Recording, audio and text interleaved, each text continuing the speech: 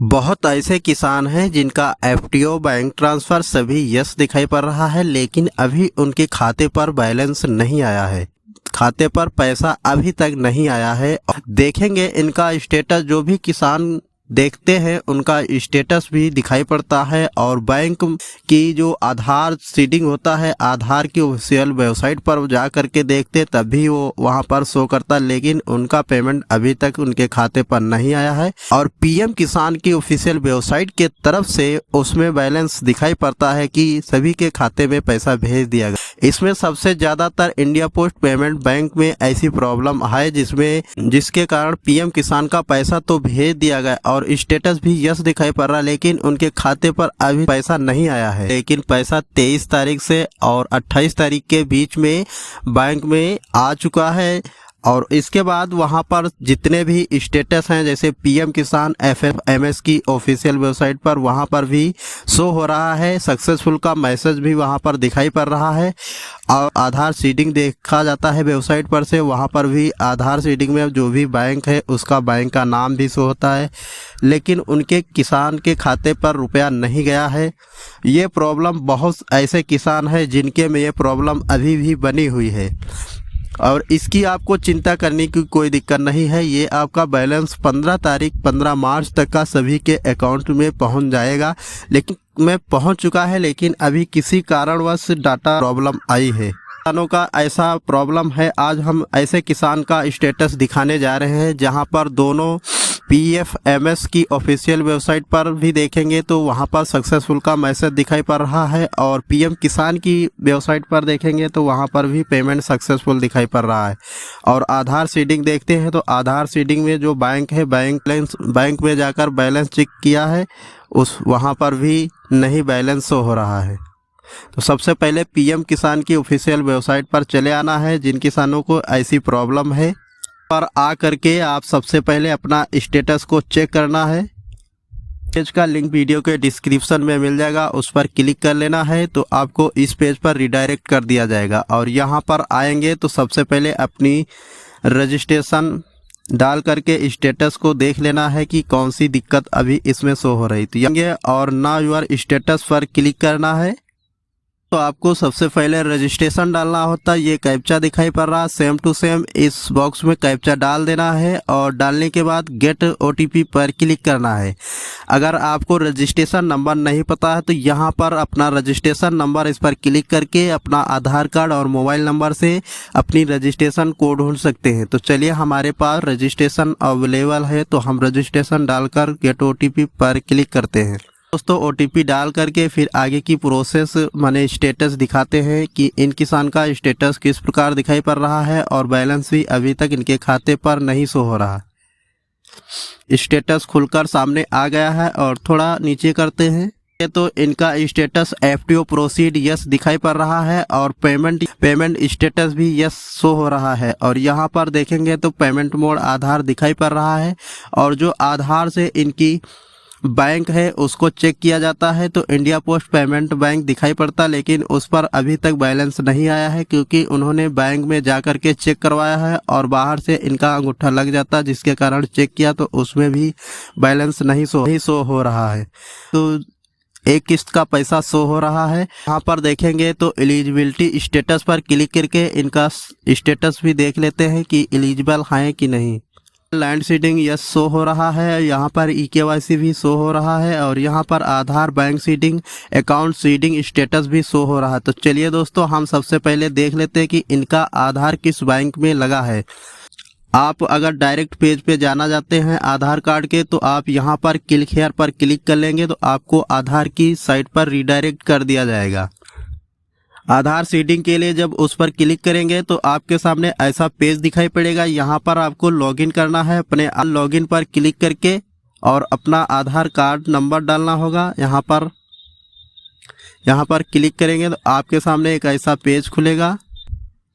इस पेज पर आएंगे तो यहाँ पर अपना आधार नंबर डाल लेना है, और ये कैप्चा दिखाई पड़ रहा है सेम टू सेम इस बॉक्स में डाल देना। अगर ये कैप्चा सही से नहीं शो हो रहा तो यहाँ पर क्लिक करके दोबारा से कैप्चा को प्राप्त कर सकते हैं। और कैप्चा डालने के बाद लॉगिन विद ओटीपी पर क्लिक करना है। इसके बाद आपके एक जो आधार से रजिस्टर्ड मोबाइल नंबर है ओटीपी जाएगा, ओटीपी आपको फिल करके लॉगिन कर लेना है। नीचे स्क्रॉल करेंगे तो यहाँ पर देखेंगे एक बैंक सीडिंग स्टेटस का ऑप्शन दिखाई पड़ रहा, इसी पर आपको क्लिक कर देना है। क्लिक करेंगे तो आपके सामने कुछ ऐसा इंटरफेस दिखाई पड़ेगा। यहाँ पर देखेंगे इनके आधार कार्ड के लास्ट 4 अक्षर दिखाई पड़ेंगे और यहाँ पर देखेंगे तो बैंक जो दिखाई पड़ रही है India post payment bank limited यहाँ पर शो हो रहा है। और यहाँ पर देखेंगे तो बैंक सीडिंग स्टेटस एक्टिव दिखाई पड़ रहा है। यहाँ पर देखेंगे तो लास्ट अपडेट डेट भी शो हो रही, लेकिन इनका यहाँ इन किसान ने अपनी बैंक में जाकर के देखा है तो इनका बैलेंस अभी भी उसमें नहीं शो हो रहा है। तो इसके बाद पीएफएमएस की ऑफिशियल वेबसाइट पर भी आपको स्टेटस दिखाते, वहां पर भी शो हो रहा है किस तारीख को डेट, किस तारीख को पैसा भेजा गया है। विंडो ओपन कर लेना है और सर्च बार में आपको टाइप करना है पीएफएमएस और इसके बाद सर्च कर देना है। इस पेज का लिंक वीडियो के डिस्क्रिप्शन में मिल जाएगा, उस पर क्लिक कर देना है। आपके सामने ऐसा पेज शो हो जाएगा। pfms.nic.in इसकी ऑफिशियल वेबसाइट है, इसी पर क्लिक कर देना है।